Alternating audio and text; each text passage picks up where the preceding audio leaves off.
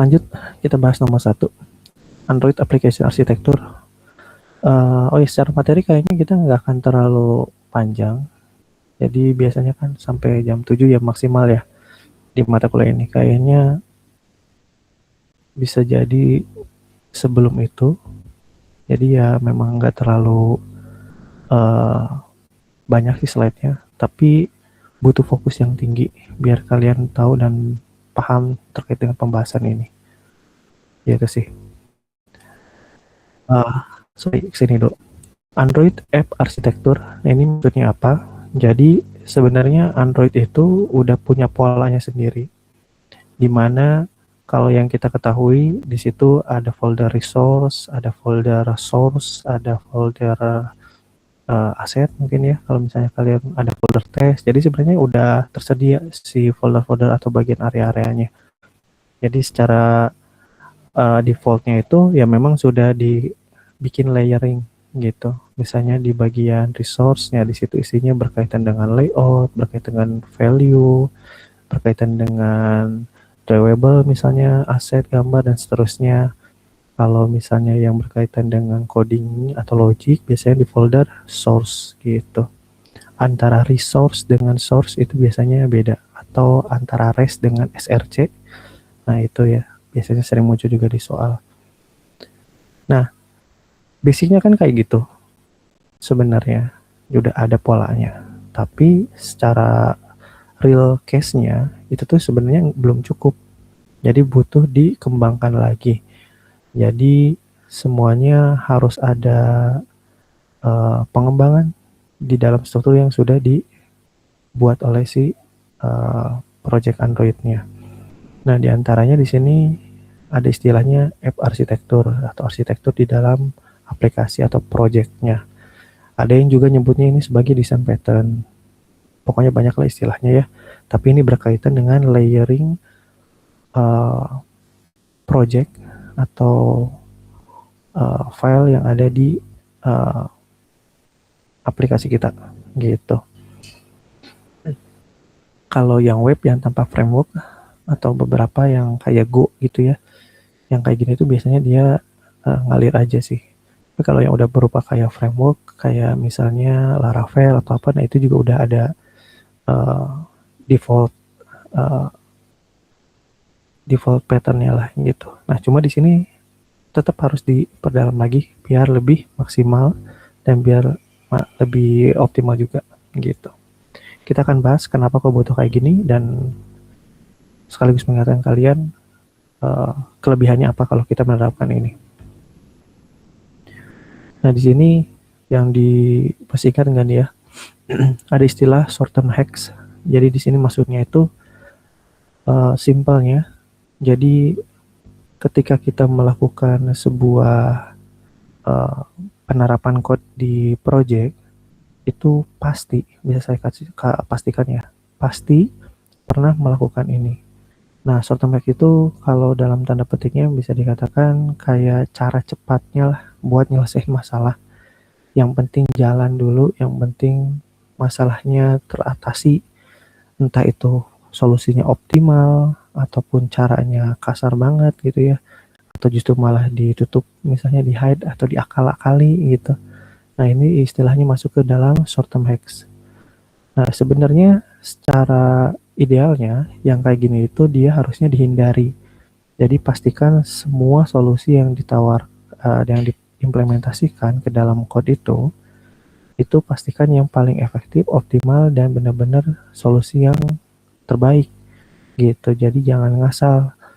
Tapi ya pada dasarnya atau ya pada nyatanya sebenarnya yang kayak gini tidak bisa murni dihindari karena pasti pernah dilakukan. Tapi setidaknya lah kita berusaha untuk menghindari hal tersebut. Makanya di sini avoid short term hacks gitu. Jadi ya di sini berusaha semaksimal mungkin untuk tidak banyak melakukan hal tersebut. Nah, apa saja yang biasanya menjadikan short term hacks ini terjadi? Biasanya sih dari faktor eksternal. Banyak nggak cuma dari seorang developernya aja ya. Bisa jadi kayak yang non teknikal, kayak berkaitan dengan deadline yang cukup mepet, padat gitu ya. atau waktunya sangat cepat gitu ya, deadline kayak gitu. Terus juga yang bisa dikatakan pengambilan keputusan atau poor decision-nya juga nanti akan mempengaruhi ya keputusan-keputusannya yang kayak kurang bagus lah gitu ya. Jadi nanti bisa mengakibatkan ke bagian desainnya dan juga ke bagian struktur apps-nya gitu.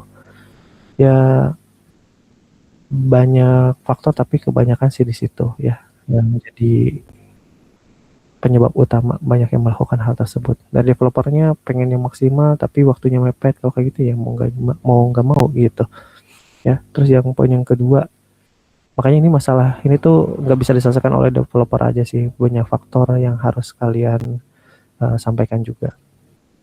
Seorang developer ya sampaikan aja sudut pandang sama kemungkinan konsekuensi-konsekuensi yang nanti akan dihadapi gitu sih.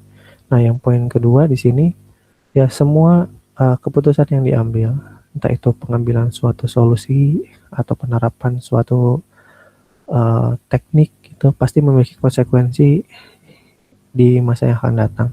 Konsekuensi itu maksudnya ya akan memiliki dampak lah ya. Jadi bisa positif, bisa negatif, tergantung seperti apa decisionnya. Kalau decisionnya itu bisa dikatakan kurang baik, yang cenderung akal-akalan, nah nanti akan sulit juga nanti buat nge-maintainnya gitu. Jadi sebenarnya bikin repot kita lagi sih sebenarnya kalau sebagai seorang developer. Jadi ya pastikan di poin ketiga di situ kalau bisa sih imbang antara on time delivery-nya atau waktu pemenuhan si deadline-nya ya itu sesuai dengan yang diinginkan, dengan tambahan atau catatan juga di situ kita memastikan juga untuk maintenance kedepannya juga ya bagus lah gitu ya. Itu aja sih, nggak mudah tapi ya penting sih buat ngelakuin hal tersebut. Nah, contoh-contohnya biasanya apa sih yang suka masuk ke perilaku short term hacks ini? Nanti setelah start ini kita break dulu 10 menit ya. Saya bereskan dulu sampai poin ini.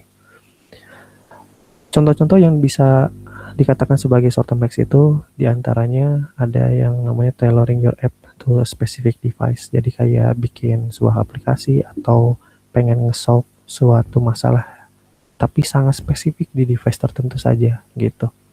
Jadi kalau yang kayak gini-gini itu sebenarnya kalau bisa sih dicari sampai ke akarnya, jangan sampai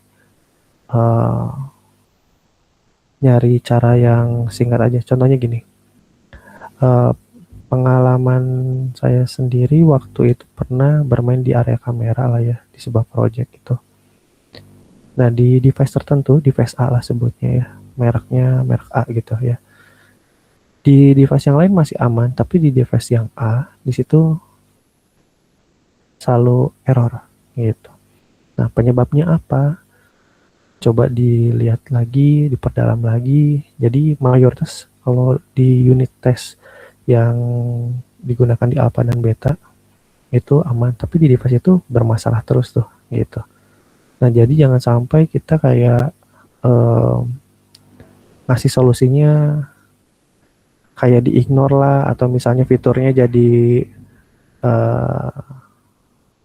apa istilahnya, diabaikan lah gitu istilahnya ya, atau diakali dalam penting jalan atau kayak gimana gitu, atau di hide, ada beberapa yang kayak gitu biar nggak error segala macam. Nah ternyata di situ tuh permasalahannya dari hardware-nya gitu. Ada yang berasal dari tipe prosesornya yang beda atau chipnya, ada juga dari sensornya, misalnya dia pakai kameranya kamera apa kayak gitu. Terus bisa juga karena operating sistemnya. Jadi kita harus bisa melihat secara lebih detail lagi. Jangan oh itu mah device-nya inilah gitu ya. Nggak bagus ya, bukan kayak gitu. Kita harus cari tahu penyebab utamanya apa. Karena yang baru ketemu kebetulan baru satu. Bisa saja nanti di beberapa device yang kita tidak kenal Contohnya misalnya di negara yang lain kayak gitu, merek provider smartphone-nya juga aneh, segala macam ya, beda-beda dan bahkan kita juga belum pernah megang misalnya. Ya bisa saja kejadian seperti itu. Maka dari itu kita harus tahu dengan detail dan jangan spesifik uh, membuat solusi atau membuat fitur ke device-device yang masih sempit cakupannya gitu. Kalau bisa sih lihat yang lebih luas lagi. Kalau yang kayak gini sih biasanya diakal-akali, nah itu bahaya. Terus yang kedua, ini yang paling sering dilakukan juga, blindly copying and pasting code into your files. Jadi di sini bisa dikatakan kalau kalian melihat sebuah project atau melihat sebuah fitur, biasanya sih suka kayak gini ya. Lihat aja di fitur ini nih ada contohnya. Nah, biasanya kan secara naluri melakukan ya udah copy paste aja dari kode tersebut, edit edit edit edit kayak gitulah. Nah, ini hati-hati.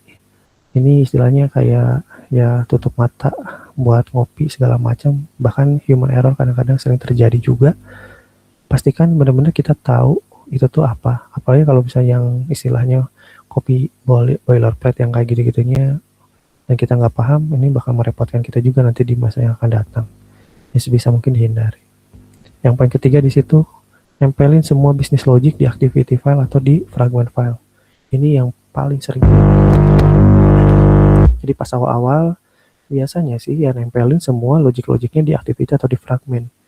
Nah sebenarnya ya kalau ngomongin berfungsi nggak aplikasinya, berjalan nggak? Ya berjalan, bagus. Tapi apakah kualitasnya bagus? Jawabannya belum tentu. Bayangkan kalau misalnya semua nempelin di situ, satu activity atau satu fragment, banyak data yang main di sana, ya di situ berarti logiknya juga banyak, fungsinya banyak, dan baris code-nya juga mungkin banyak. Ya kalau kayak gitu kan jadi repot tuh. Kita harus membacanya seperti apa. Belum lagi kalau kita kolaborasi, ada yang main di area yang sama, rentan konflik lah, apalah. Nah yang kayak gini-gini tuh sebenarnya eh, harus dihindari. Untuk yang awal-awal masih oke, tapi kalau udah mulai kompleks, apalagi kalau udah production ya, yang kayak gini-gini jadi kayak bom waktu sih. Gitu, jadi harus direfaktor, diperbaiki. Terus yang keempat di situ, ini juga yang paling sering, hard coding user facing string. Jadi kayak string-string yang sifatnya kayak label atau kayak gitulah ya. Pokoknya penulisan string itu kebanyakan masih di hard code. Hard code itu langsung di XML-nya ataupun di Kotlin-nya. Jadi kayak udah aja diketik langsung gitu. Padahal yang bagus kan disimpan value-nya di dalam resource string. Untuk dimensional juga sama. Untuk yang misalnya integer lah, apa, array atau segala macam. Nah, bagusnya sih disimpan di value. Jadi meskipun agak repot, tapi itu bakalan support untuk jangka panjang. Contoh misalnya ada fitur localization, nah itu juga nanti bakal langsung bisa mudah untuk diintegrasikan gitu. Dan ini sih biasanya yang kayak gini-gini tuh kelihatan bagian eh, di bagian di bagian projectnya sih biasanya kelihatan ada warning atau ada info atau apa. Nah itu tuh harusnya clean semua sih, kecuali yang sifatnya to do atau buat catatan yang sangat penting saja. Tapi kalau misalnya itu masih berupa kayak kurang optimal, belum kepanggil lah function ini, atau misalnya banyak yang hardcode, nah kalau yang kayak gitu mah kalau bisa sih diperbaiki gitu. Jadi kualitas project itu sebenarnya bisa dilihat dari situ sih. Banyak yang diabaikan berarti wah ini mah agak selengean berarti yang ngerjainnya gitu. Kita break dulu ya 10 menit untuk menaikkan sholat maghrib dulu, nanti kita balik lagi. Dan bagi yang muslim selamat menunaikan sholat maghrib. Kita break dulu 10 menit ke depan.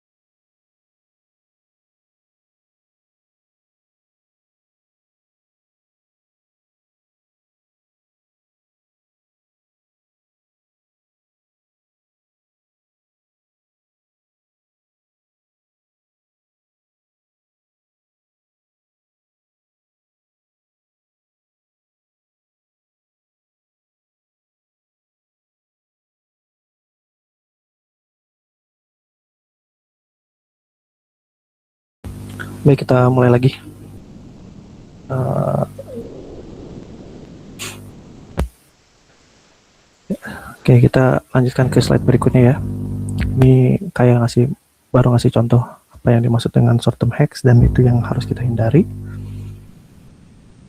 Terus berdasarkan hal tersebut, maka kalau untuk yang sifatnya project pribadi mungkin ini nggak terlalu relevan. Tapi kalau misalnya udah pengen jadi project yang besar, pengen dikelola dengan lebih besar lagi, dengan lebih kompleks lagi, ya melibatkan kolaborasi misalnya ya, atau bahkan buat diri sendiri. Misalnya kalau yang ada indie developer kayak gitu juga, biar mudah buat maintain kalau misalnya projectnya udah kompleks dan udah banyak yang mengakses. Kalau misalnya nggak dijaga dan nggak dibuat pola yang baik ya, jadinya tetap berantakan gitu. Makanya di sini kita butuh yang namanya good app architecture. Fokus utamanya dia akan sebenarnya lebih mendefinisikan atau lebih ngejabarin gitu ya, di mana bisnis logic berada. Jadi bisnis logic itu kayak logika-logika, misalnya kalau ada fitur login, kalau misalnya ada fitur keranjang atau ada fitur yang lain sebagainya, itu logika-logikanya masuk ke area bisnis logic. Jadi kita bagi ada layering-nya dan nanti di situ juga akan memudahkan developer untuk bisa berkolaborasi. Jadi kalau misalnya ada yang mau masuk ke project kita atau misalnya kita masuk ke project yang udah ada good app arsitekturnya, ya nanti akan mudah untuk beradaptasi gitu. Jadi knowledge-nya udah enggak di perorangan, tapi udah di project-nya, udah nempel semua di situ dan itu akan memudahkan kita untuk bekerja. Tapi ya ini butuh komitmen dari semua pihak sih, dari non teknikal maupun dari teknikalnya. Kalau yang non teknikal biasanya ngasih tahu uh, atau ngasih spare waktu buat melakukan refactoring atau melakukan improvement code kayak gitu-gitulah.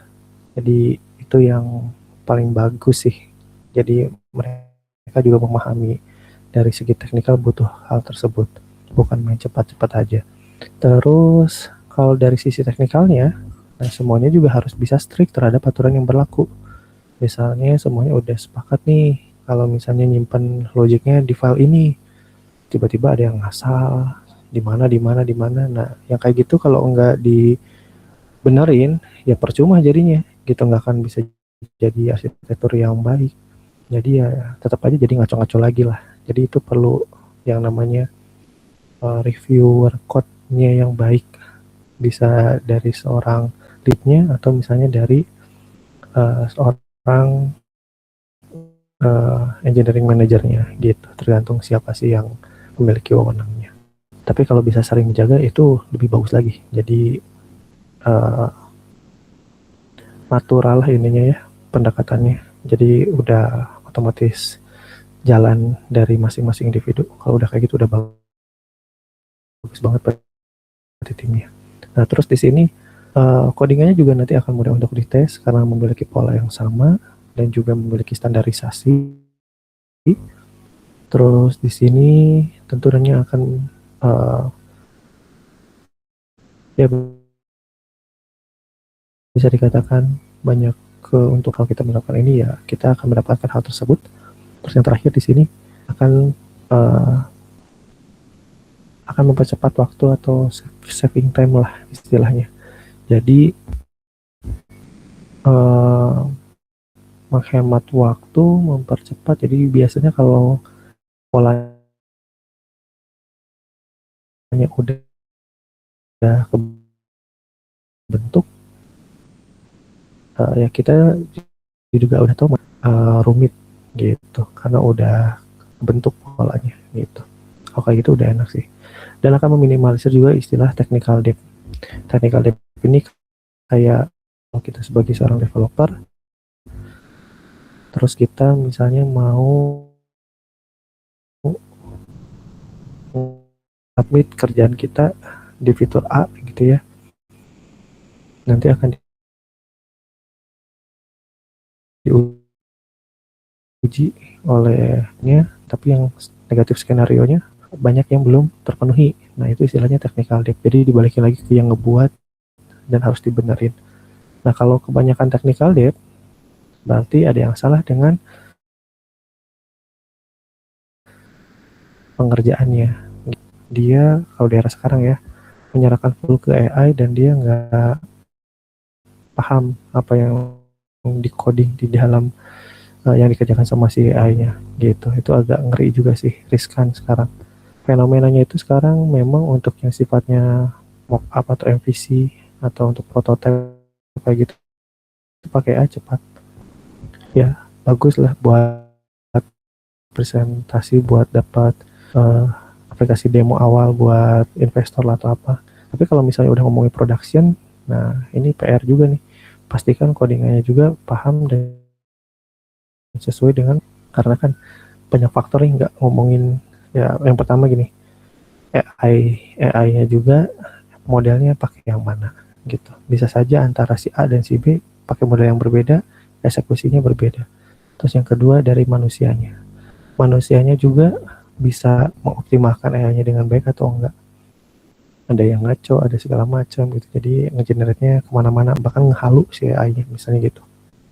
Yang ketiga, kualitas dari manusianya juga balik lagi.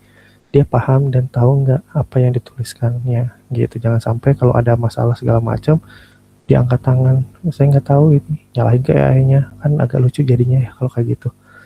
Jadi ya kalau misalnya yang senang pipe coding kayak gitu ya boleh saja, tapi pastikan paham juga gitu, karena nanti yang akan ditanya pertanggung jawabannya bukan AI-nya tapi kalian gitu. Makanya butuh pengetahuan yang terus berkembang lah gitu sih. Jadi AI itu hanya digunakan untuk mempercepat proses yang ada di pikiran kita nih, kita idenya mau kayak gimana, udah sesuai nggak, baru gitu. Kalau nggak sesuai, adjust lagi. Dan nggak ada yang sampai 100% lepas sih kebanyakan. Apalagi kalau production, itu agak ngeri-ngeri sedap. Uh, Fenomenanya sekarang, pas awal muncul AI ini, banyak layoffing di bidang teknikal atau di bagian developer ya. Banyak lagi tuh kayaknya kami nggak butuh orang developer ya, cukup pakai AI udah selesai gitu kan, diefisiensikan kayak gitulah. Tapi sekarang justru kayak ada reboundnya. Jadi beberapa project yang kayak udah dapat investor lah atau misalnya udah mulai production, mereka kayak kesulitan karena ya mungkin codingannya nggak main hajar-hajar aja gitu ya, entah itu sama si AI-nya lah atau mungkin sama apanya gitu. Jadi akhirnya pengen nge-rehire lagi, tapi silent rehire gitu lah istilahnya. Jadi nggak langsung dipublish atau kayak gimana. Jadi biasanya mengkontak orang-orang yang sudah dilepas gitu. Nah, ini fenomenanya terjadinya bukan di Indonesia aja tapi di global juga sama gitu. Seperti itu. Jadi balik lagi. Bahkan ada istilah kerjaan baru ya kan.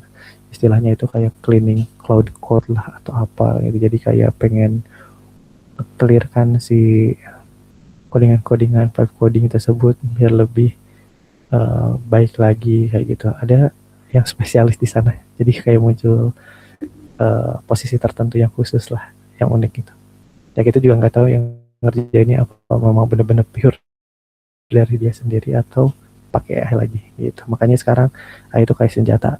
Sebagus mana kalian pegang senjatanya. Kalau kalian senjatanya bagus, kaliannya kurang, ya nggak akan optimal.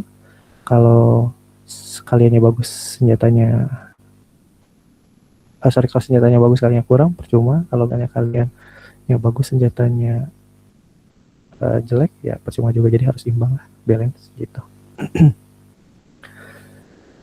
Next, Android Jetpack. Ya, kalau misalnya muncul di soal Android Jetpack itu apa, bisa dikatakan Android Library atau Android Package. Jadi di situ sebenarnya banyak beberapa uh, rekomendasi terbaru ya, karena sebelum Android Jetpack ini muncul, dulu tuh masih pakai support library. Jadi sekarang udah pasti wajib menggunakan Android Jetpack. Jadi kalau di soal juga harusnya udah terbaru ya sekarang, nggak ngomongin yang support library kayak gitu lagi. Di sini Jetpack Android X dan semua yang library juga bukannya jadi nggak ada ya, tapi justru dimigrasi ke sini gitu. jadi tetap ada. Intinya di sini support untuk backward compatibility dan masih banyak lainnya gitu. Ciri khasnya di situ kalau ngomongin apa yang terdapat di Android Jetpack, contohnya ya semua yang mengimport Android X gitu. Jadi kalau di importannya ada Android X, nah itu udah pakai Android Jetpack package atau library. Oke, lanjut lagi ke sini. Karena tujuannya pengen bikin sebuah uh, arsitektur atau app arsitektur yang baik, maka di sini kita harus coba untuk pisahkan concern dari si project kita. Jadi di sini kita bagi nih, nggak cuma ngomongin activity sama layout, logiknya di activity atau di fragment semua, enggak. Jadi kita kayak coba kan ini yang paling sederhana juga. Ya improvement dari yang basic, tapi ya sebenarnya ini masih sederhana.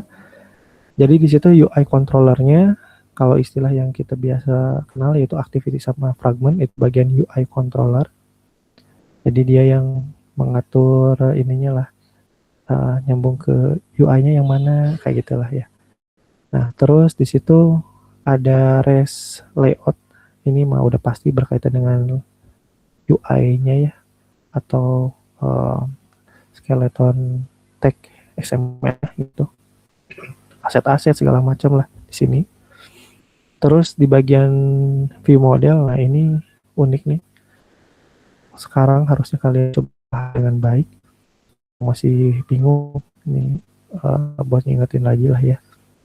Jadi view modelnya digunakan buat perantara antara UI dengan data, atau istilahnya di sini UI dengan model atau view dengan model. Makanya di sini view model gitu. Hampir mirip sebenarnya dengan kayak clean arsitektur kayak gitu lah ya. Cuma ini sebenarnya lebih sederhana lagi, nggak sekompleks itu. Tapi ya ini juga yang disarankan oleh si Google-nya. Makanya kalau kalian lihat lowongan kerja di Android native, biasanya persyaratannya kayak gini nih. Bisa atau menguasai atau paham dengan view model, terus kalian menggunakan live data dan jadi yang kayak gini tuh yang sifatnya esensial, bukan berkaitan dengan database kayak gitu aja kan, mainnya sebenarnya masih di state juga lah ya. Nah ini tuh penting gitu karena pasti banyak atau bisnis logic di situ. Jadi bisnis logicnya nempelnya di view model, bukan di sini lagi. Ini mah cuma kayak ambil datanya apa tampilkan, cuma kayak gitu aja udah, sangat diminimalisir lah peranannya. Nah, sedangkan untuk data layer di sini ya dengan data model, database, query,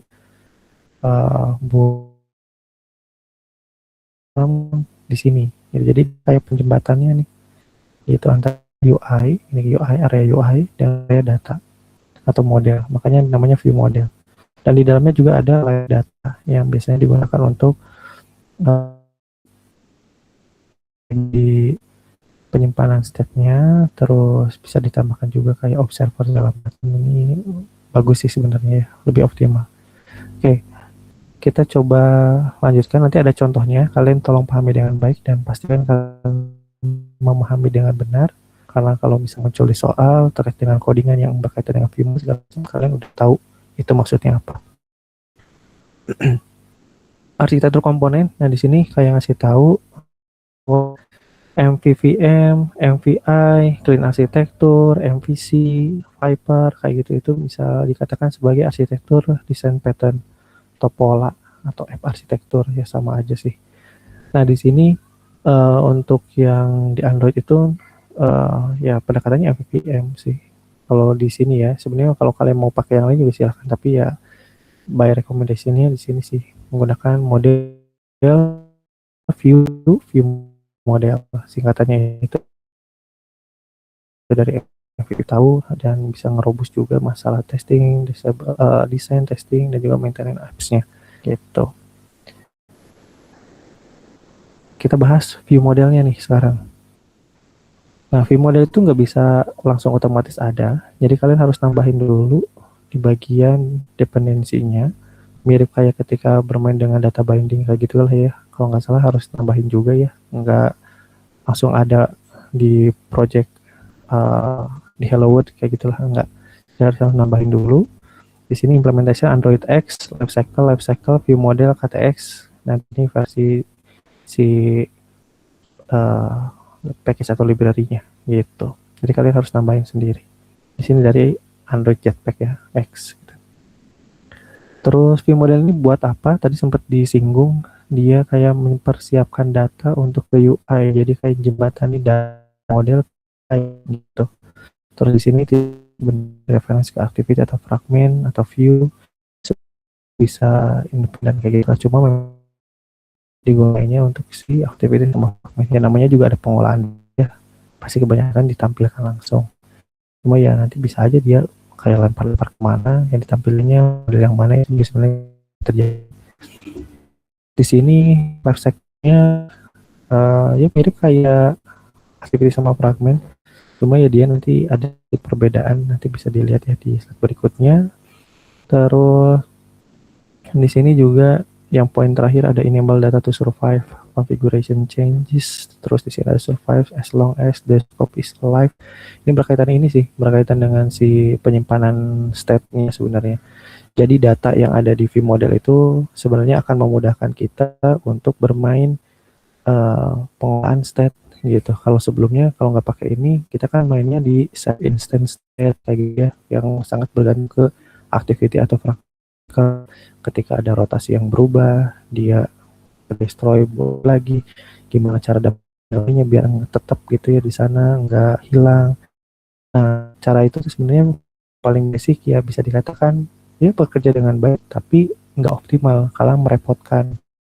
Buat datanya baru satu data, 2, 3, 4, 5 dengan data yang berbeda, makin repot tuh. Nah, makanya view model ini muncul biar memudahkan hal tersebut.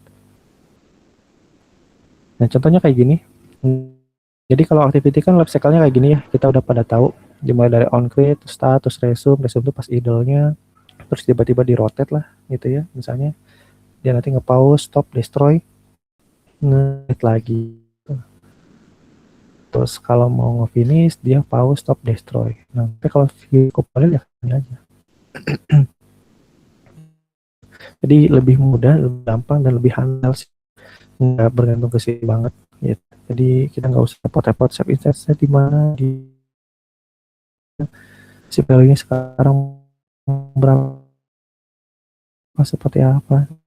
Kita cukup panggil view model, ambil aja datanya, udah selesai. Selama si aplikasinya nggak di-terminate atau nggak di-destroy atau di-clear si view gitu.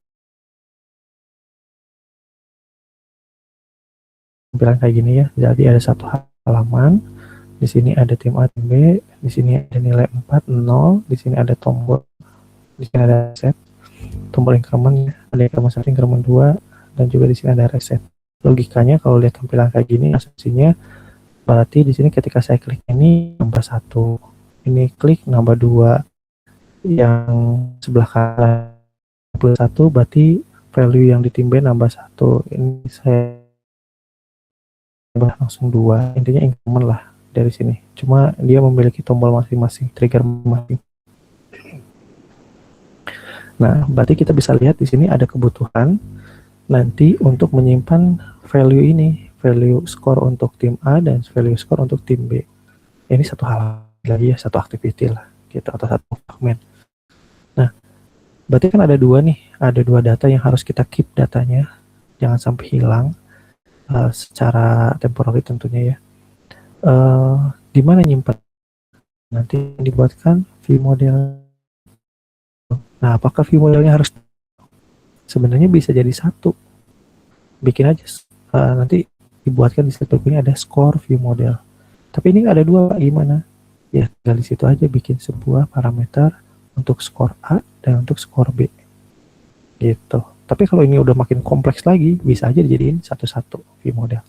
Nah, nanti ya kalau misalnya kalian bikin dashboard nih, halaman home gitu ya, di situ lengkap banget, ada keranjang, ada pesan, ada katalog, ada event misalnya, ada profil, ada pesan lah, ada pokoknya banyak banget di halaman tersebut data.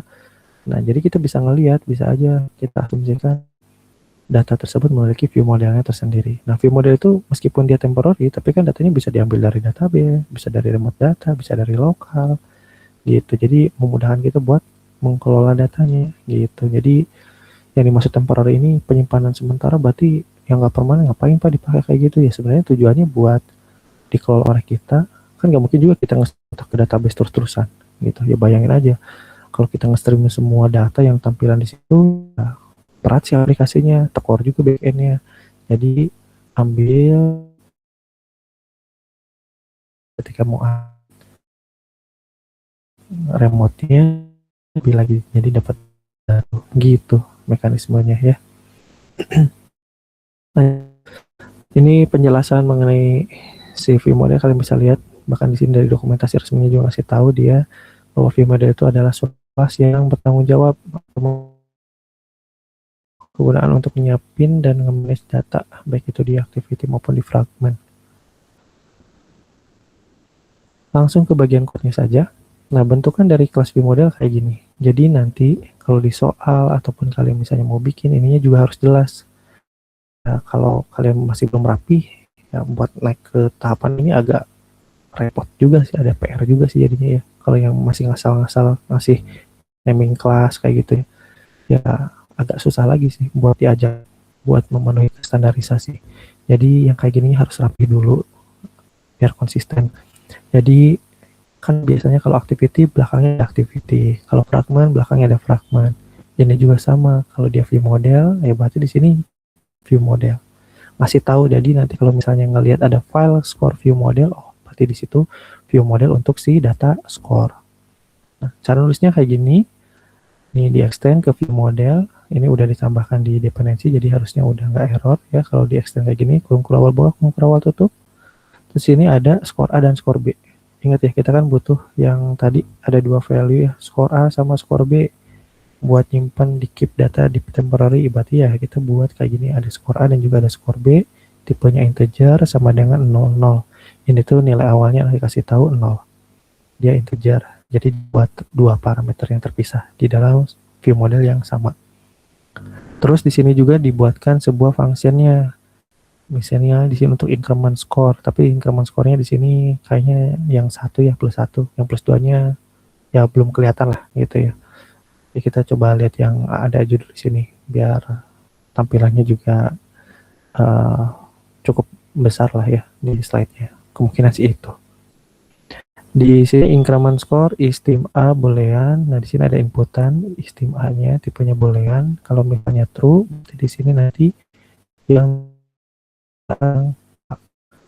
kalau ini false, yang namanya score B. Jadi ini kayak satu function untuk dua kebutuhan lah gitu dengan flag-nya ini gitu. Istim A atau enggak gitu ya. Increment biasa. Lanjut. Gimana cara pakainya di bagian activity atau di fragment? Nah, di activity kayak gini, ini biasa ya, kelas activity biasa, penamaannya udah kayak gini benar, sangat bagus. Nah, view modelnya kita buat inisialisasi kan, jadi bikin value view model. Nah, diambil dari mana? Dari score view model by view model. Gua tutup kayak gini. Jadi cara nulis inisialisasi view modelnya kayak gini ya. Itu. Ini juga bagusnya sih lebih tepatnya di sini, ini kan score view model. Di sini juga namanya score view model. Karena bisa saja dari satu activity ada lebih dari satu view model yang dikonsum. Jadi ya di sini harusnya lebih tepatnya gitulah. Jadi udah aja nulisnya gini. Terus di sini di bagian onCreate-nya, nah nanti di bagian score A ini dipakai find view by ID dari ID yang ada di XML, masukin ke bagian objek score view A-nya. Nah, view A-nya nanti akan diisi dari view model score A to string. Nah, jadi value-nya langsung diambil dari view modelnya. Gitu. Score A to string, dan otomatis nanti si teks ini tuh dia akan ngambil berapapun nilai yang nanti ada di score A. Gitu ya. Ini contoh yang lebih propernya lagi. Jadi masih di hal codingan yang sama gitu ya. Cuma di sini ada score A sambungin pakai find by ID juga. Ini masih belum pakai data binding ya. Yang kayak gini sebenarnya bisa dioptimalkan lagi kan pakai data binding. Nanti ada contohnya juga yang paling bagus di bawah. Di sini ada buttonnya, diklik, terus di sini manggil view model increment score true. Berarti nanti nambah yang score A ya. Kalau dari codingan tadi yang sebelumnya di view model. Terus di sini yang skor A teksnya di set value-nya diambil dari skor A to string. Ya otomatis kalau manggil ini berarti skor A-nya naik ya. Si nilainya increment, nanti di sini juga ini yang si udah disimpan di state CV modelnya gitu, nggak usah lempar-lempar pakai save state instant state kayak gitu. Jadi udah di handle sama CV modelnya lah, udah enak gitu ya. Nah terus ada pendekatan yang lebih optimal lagi, ini kan masih pakai repot nih, pakai find view by ID segala macam, disambungin, bikin objek lokalnya di Kotlin-nya, nanti baru dipanggil segala macam. Ya agak repot ya sebenarnya nyambung-nyambungin kayak gini. Nah kalau pakai data binding sebenarnya jadi nggak usah nyambungin. Bahkan, nah di sini ya bisa kalian lihat nih. Kalau sebelum pakai data binding kan gini, view modelnya berinteraksi dengan aktivitas atau fragmennya gitu ya. Buat nanti dipakai diklik lah segala macam. Nah baru di sini nyambungin ke sini ke bagian layouting atau XML-nya, di bagian view-nya. Nah tapi kalau misalnya pakai data binding, ini bisa langsung direct nih dari view model ke sini tanpa lewat activity atau fragmentnya, jadi langsung ke UI gitu. Kalau untuk yang sederhana buat nampilin data atau apa, bisa direct kayak gini. Contohnya gini, misalnya di XML ya, kita mirip kayak data binding seperti biasa, pakai layout, si layoutnya jadi rootnya kayak gini, terus dia di bagian dibungkus bikin tag data ya, dan di dalamnya ada variabel. Ya, sebenarnya di sini namanya juga bebas sih mau apa aja, tapi kalau bisa sesuaikan dengan view modelnya, karena bisa aja nanti ada variabel dari view model yang lain. Misalnya ini ambil view model, terus di sini diambil dari path yang lengkapnya ya. Jadi nanti kalau misalnya butuh data yang ditampilkan di teksnya lewat view model, ya view model ini tinggal dipanggil aja gitu. Terus di activity-nya gimana? Kalau pakai data binding kan kayak gini ya. Ini tinggal binding view model sama dengan view model. Ini udah langsung. Ini binding view model dari yang sini ya. Kan di sini binding view model, dia ngecek ke sini. Diisi dari view model yang ada di sini. Gitu. Jadi udah nyambung lah modelnya gitu. Tapi kalau mau ngeklik gimana? Bukan mau ngeklik, nampilin dulu di sini. Misalnya di text view-nya butuh ini ada skor A. Kan kalau sebelum pakai data binding harus skor A.text sama dengan view model skor A to string kayak gitu ya. Nah ini bisa langsung direct kayak gini, integer value of ini kan integernya, nanti dia convert ke string biar muncul jadi teks gitu. Nah kayak gini berarti si skor A ini tanpa harus sama dengan dia pasti akan dapat yang terbaru tergantung dari sekarang udah berapa nilai skor A-nya gitu. Ininya mungkin belum kepake. Nah, kalau misalnya yang berupa button ya mau nggak mau, kalau button sih masih harus di binding ya. Tapi kan nggak pakai find view by ID nih. Jadi langsung aja misalnya ada binding, buttonnya apa, nah di sini dilakukan. Ini juga sebenarnya nggak harus dilakukan juga bisa. Tapi ya coba aja deh ya, kayak gini. Masih bisa nggak tanpa ini, atau nggak ada ini juga dia masih bisa atau enggak gitu. Jadi sebenarnya dia fokus ke sini ya gitu. Cuma ini masih belum yang paling optimal, ada lagi yang nanti yang lebih maksimal lagi. Tapi intinya data binding udah ngilangin kayak yang find view by ID yang merepotkan kayak gitulah. Jadi di sini udah langsung clean, langsung direct aja gitu.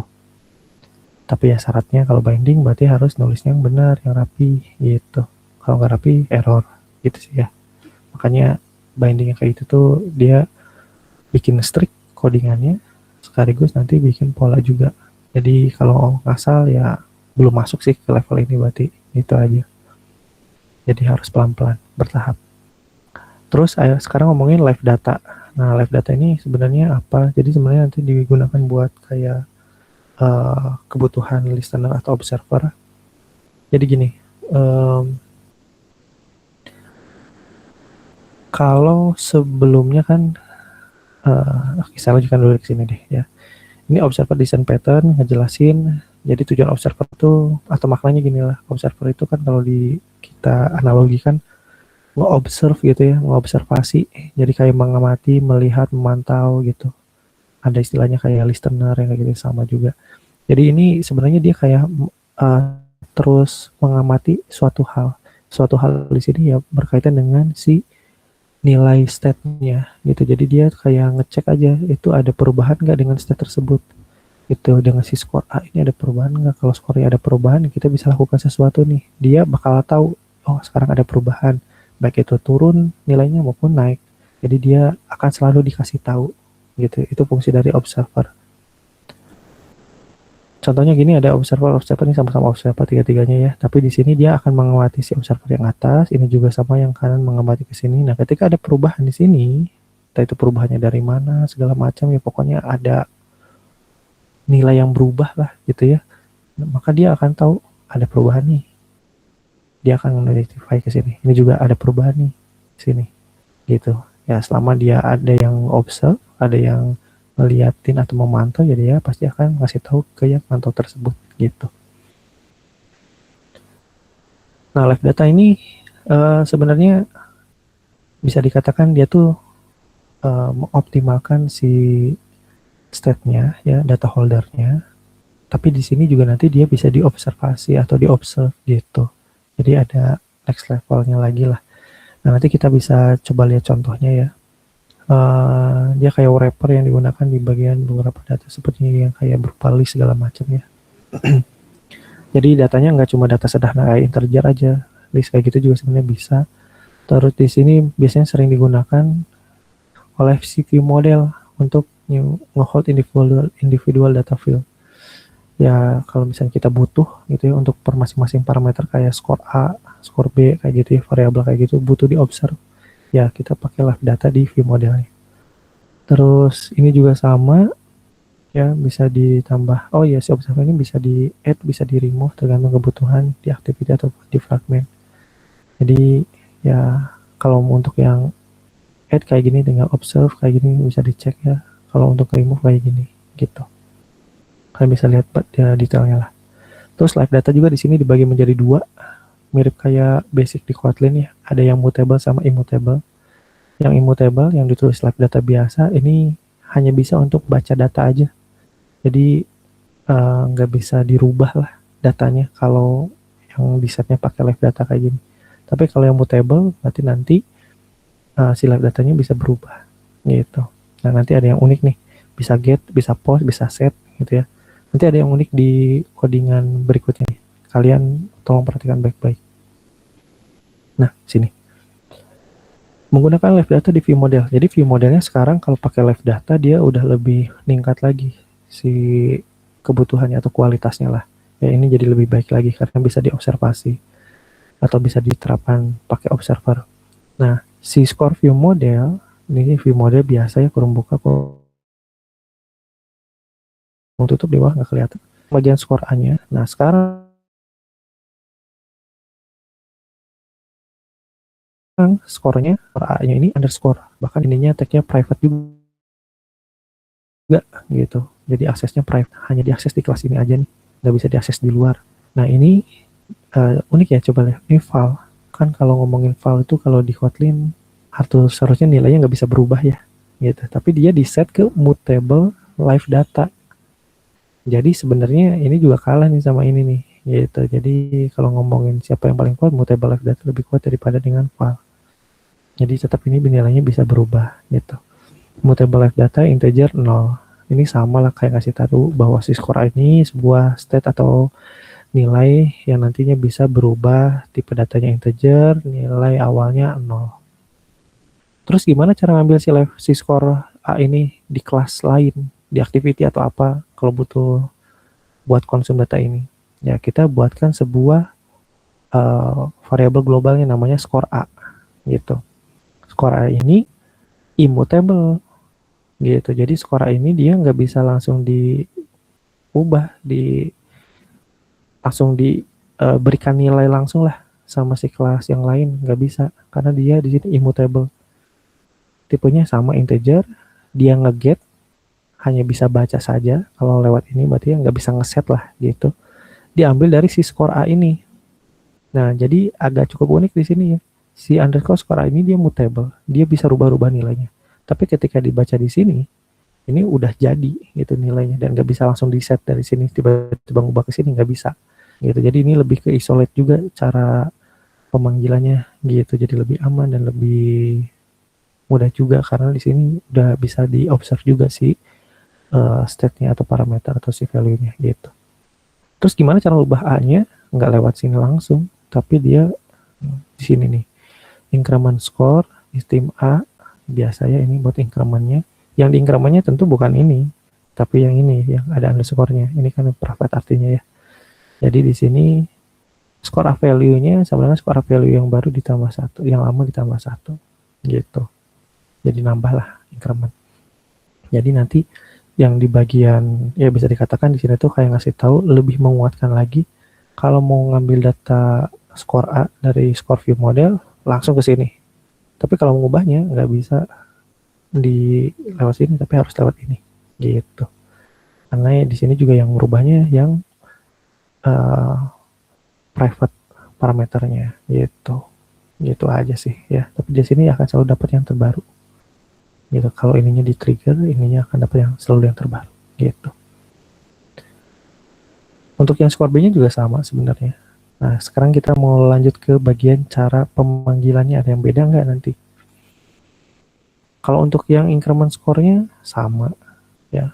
Tinggal kayak gini aja increment score. Ini inputannya tadi is score A gitu ya. Terus ya udah sama aja, nggak ada bedanya. Mau pakai left data atau enggak. Nah, tapi bedanya nanti di sini nih. Karena pakai left data tadi, jadi kita bisa masang observer ke si data-data yang kita inginkan. Misalnya, dibuat kayak gini dulu nih. Ada sebuah objek score A underscore observer. Jadi kayak ngasih tahu ini tuh observer untuk si score A. Gitulah ya. Jadi sebuah parameter atau sebuah objek yang digunakan buat mengamati perubahan-perubahan yang terjadi yang ada di si score A. Setnya kayak gini, observer, nah tipe datanya apa, integer, terus di sini kurung kerawal buka, kurung kerawal tutup, new value ya ini berarti ya nilai si skor A-nya sebenarnya ya, nama kalau mau diganti juga yang lain bisa. Terus di sini binding score A text, score view A text sama dengan new value to string. Nah ini udah kelihatan ya maksudnya ya. Jadi dia tuh ketika ada perubahan nanti berarti dia akan mengeksekusi perintah ini bahwa nanti si nilai tersebut akan di-set ke UI-nya di text score view A gitu dengan nilai yang terbaru, selalu terbaru. Jadi kalau misalnya ada perubahan, dia langsung nge-set otomatis. Gitu. Jadi ini tugas si observer itu seperti itu. Dan ini bisa kita tambahin yang lain. Kalau yang makin kompleks apa segala macam ya kita akan lebih dimudahkan dengan adanya si observer ini. Nah, lanjut ke bawah. Gimana cara menerapkan ininya ke si view model? Ini kan baru kayak ngasih tahu aja nih, belum nyambung ke si view modelnya, cuma ngasih tahu ini akan mau observer tipe datanya integer, nanti nilainya akan dilakukan apa gitu, aksinya apa. Nah, biar ini nyambung ke si view model score A-nya, jadi kita nambahinnya kayak gini, view model score A, titik observe, dan tambahin situ this, ini konteksnya ya, masukin ini ke sini score A observer. Gitu. Jadi cukup satu baris kayak gini. Dan kalau mau di remove juga boleh ya, tapi ini syaratnya harus pakai live data. Nah ini tujuannya buat apa sih? Kok jadi repot banget di kayak giniin? Nah saya mudahnya kasih analoginya gini. Memang kalau yang simple kayak berlebihan ya buat si observer, tapi kalau udah kompleks ini akan kerasa manfaatnya. Sederhananya gini. Bayangkan di satu halaman activity atau fragment yang kompleks banget tampilannya, view modelnya lebih dari satu. Nah di sini ada satu button yang fungsinya dia akan naikin si incrementnya, terus dia ngeset data ke UI-nya, ya kayak gitu ya. Ternyata di halaman tersebut triggernya nggak cuma ada satu button aja, bisa dari button yang lain segala macam, dari halaman yang lain, bahkan mungkin ada katakanlah berlebihannya ya. Ada 10 aksi yang sama nih kayak gini. Nge-increment, nge-set. Nge-increment, nge-set. Nge-increment, nge-set. Nah, kalau misalnya ada 10 kali katakanlah, berarti kita harus redundance, nulis kayak gini 10 kali juga pada button-button yang kita inginkan atau yang mereka butuhkan untuk aksi tersebut. Nah, kalau kayak gitu kan jadi kayak Ya tapi nggak apa-apa sih Pak, kalau 10 chord masih copy paste nggak masalah sih. Iya. Tapi kan itu jadi kayak kurang efektif. Lagi-lagi ya, di sini ini yang salah satu mungkin jadi kayak short term hacks-nya ya kayak gitu. Nggak apa-apa lah masalah, copy paste aja. Tapi kalau misalnya katakanlah operasi logiknya itu semakin kompleks, nggak cuma ngeset teks aja, misalnya dia harus ada rollback data lah, atau misalnya dia harus ngelakuin ngepost ke API lah, ngeget lah apa, ngubah segala macam. Kalau kita lupa aja di salah satu aksinya nambahin tersebut, ya jadinya bahaya ke depannya. Nah, tracingnya juga repot gitu. Sebelah mana ya kok di sini tombol ini benar, di tombol ini salah. Ngecek lagi. Itu kan merepotkan. Nah, kalau misalnya dengan pakai observer, jadi si button-button kayak gini udah fokus ke ngelakuin apa aja, udah increment ini udah aja gitu. Nanti kalau ada increment dia ngelakuin apa segala macam yang kayak gini dan turunannya simpan aja di observer gitu, karena dia udah pasti ketika ada perubahan di hal yang sedang dia observe, dia nanti akan langsung melakukan aksi tersebut gitu. Jadi nanti kalau misalnya ada button apa ya fokusnya buat oh ini naikin ini udah selesai. Nanti naikin ini dampaknya kemana, lihat aja di observernya gitu. Jadi lebih ke fokus utamanya jadinya gitu. Yang kayak gini-gini atau aksi lanjutannya segala macam yang lumayan lebih kompleks bisa kalian optimalkan di bagian observernya. Cukup satu kali buat udah selesai. Dan dia akan selalu ke-trigger ketika ada perubahan. Gitu ya. Mudahnya gitu sih. Analogi sederhana dari contoh ini ya. Jadi ini baru kerasa manfaatnya kalau memang udah lumayan kompleks gitu. Dan gak usah kayak gini berulang kali ngeset-set di tempat-tempat tertentu. Nah, sejauh ini berarti kita udah melakukan dua atau two-way data binding ya. Di sini dengan view model dan juga live data. Dan jadi langsung ada juga yang binding live data langsung XML. In XML nggak limit. Jadi ya buat si observer data kayak itunya langsung di ya kayak langsung direct lah setex XML kayak ininya pakai observer gitu ya, memudahkan. Yang lengkapnya kayak gini, yang lengkapnya ini bisa kalian lihat ya, yang codingan pamungkasnya lah ya, yang udah pakai live data juga. Jadi bentukannya transformasinya dia udah pakai layout, ada data ya di sini, variabel view model kayak gini sama. Nanti di teksnya dia juga udah langsung ngambil ke sini score A to string. Jadi teks ini akan langsung diambil dari sini gitu ya. Nah, tapi ini harus ditambahkan dulu, disambungin di sini. Nah, binding view modelnya sambungin juga ke sini ya. Ini kan ada view model di sini ya, name ini. Binding view model masukin ke sini juga. Kasih kalau boleh ditambahkan. Terus ini view modelnya increment score. Dah gitu. Ini udah pasti langsung dapat yang terbaru gitu. Kalau mau pakai observer lagi boleh. Ya kalau misalnya kebutuhannya buat ngeset data ke sini mah kayaknya lewat kayak gini juga nggak usah dipakai observer, udah bisa lah gitu ya. Kecuali kalau misalnya observernya yang nggak buat set text, misalnya ada aksi lain lagi, misalnya setelah login nanti cek data apa, terus misalnya fetch data apa, nah itu tambahin observer lagi gitu. Nah di live datanya, di score view modelnya udah versinya kayak gini. Jadi semuanya udah pakai live data ya. Terus score A score B-nya ini yang nanti akan dikonsum. Terus di sini bagian increment score-nya bentukannya kayak gini juga. Gitu. Jadi kalau misalnya ada kebutuhan ya kalian tinggal tambahkan sesuai dengan yang kalian inginkan selama cakupannya masih berkaitan dengan score.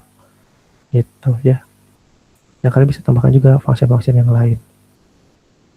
Nah, terakhir di sini terkait dengan transform live data. Jadi live data itu sebenarnya bisa berubah nilainya kalau ada yang memiliki kebutuhan tersebut. Contohnya gini. Misalnya di sini ada kita lihat di sini dulu lah cara ngebacanya. Di sini view model score A, tipenya kan integer. Nah, tapi di sini saya juga pengen ada live data lain yang mengacu ke si score A ya, tapi dia berupa string. Nah, kita caranya si score A ini kita transformation map dulu. kurung kurawal buka, kurung kurawal tutup. Nah ini X ini nilai si skor A-nya ya. Di sini dicek.